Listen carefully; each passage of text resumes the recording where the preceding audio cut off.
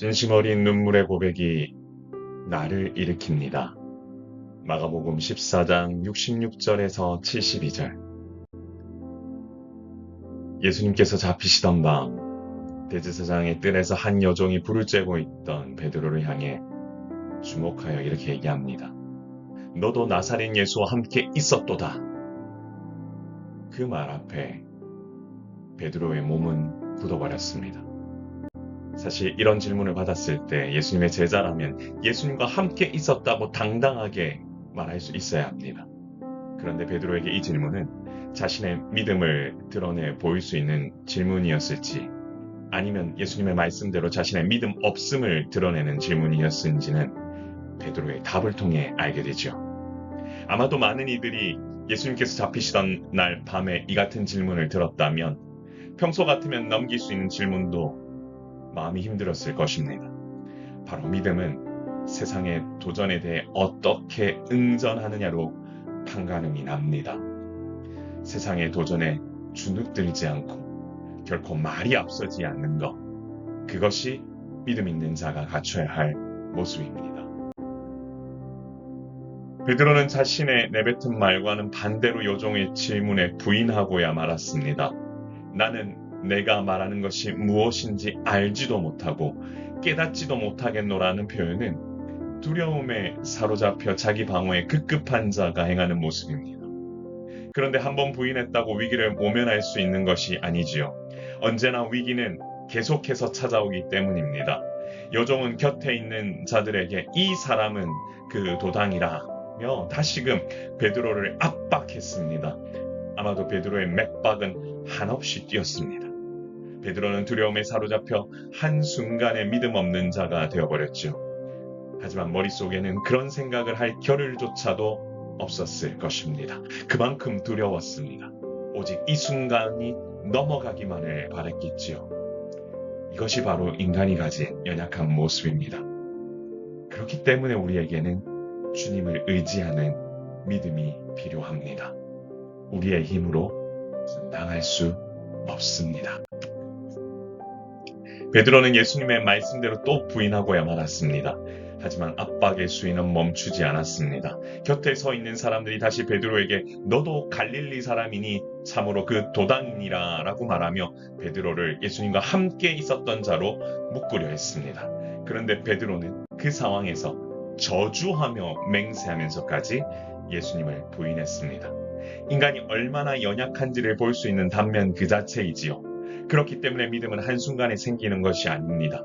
부인할 수밖에 없는 상황에서도 인정할 수 있는 용기는 시련을 통해 계속해서 만들어져 갑니다. 여러분 앞에 있는 시련을 그리고 고난을 여러분 그냥 회피하려고만 하지 마십시오. 주어진 시련과 고난 앞에 여러분의 믿음은 정금과도 같이 단단해지고 반짝반짝 빛나게 될 것입니다. 베드로는 예수님께서 하신 말씀이 생각났습니다. 닭이 2번 울기 전에 예수님을 3번 부인할 것이란 그 말씀대로 자신이 행하고 있었던 그 모습 그대로가 말씀대로 성취가 된 거죠. 베드로는 자신의 연약함과 배신감 그리고 예수님께 대한 죄송함이 뒤섞인 통안의 눈물을 흘렸습니다. 분명한 사실은 베드로는 이 눈물을 통해 진정한 회개의 시작을 할 수 있게 되었다는 거죠. 이처럼 진정한 회개는 자신의 연약함을 인정하고 통안의 눈물을 흘릴 때 나올 수 있는 고백입니다. 그렇기 때문에 우리 앞에 일어나는 수많은 실패와 넘어짐은 나를 다시 강하게 만드는 원동력이 될 것입니다.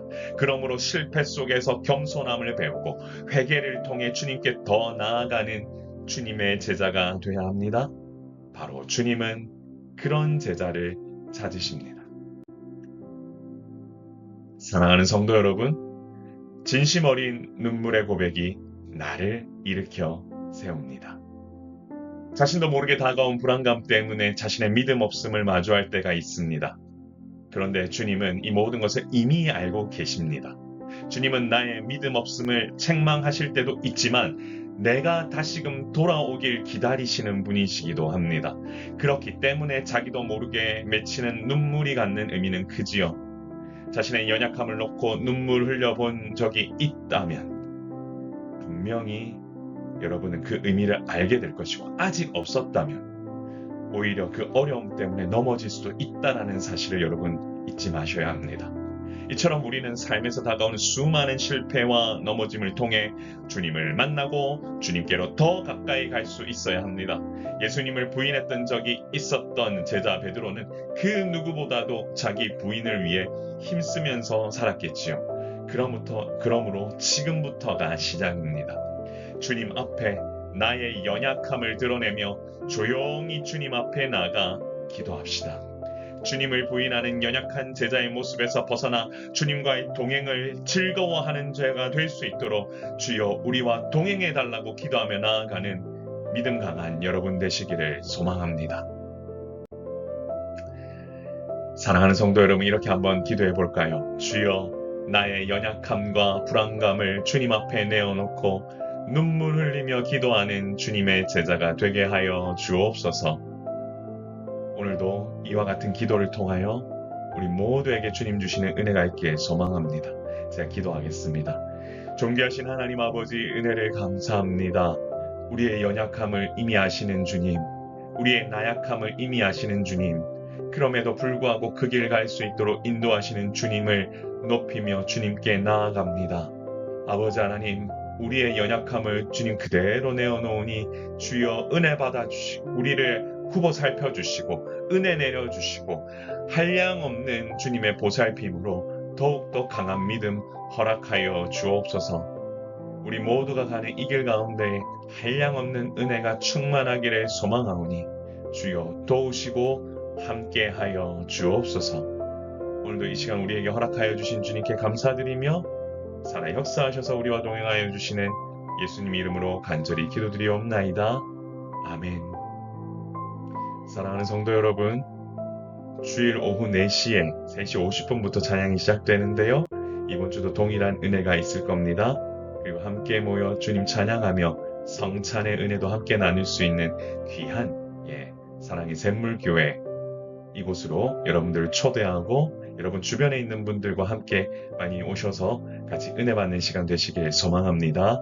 정말 한량없는 은혜가 넘쳐날 겁니다. 샬롬.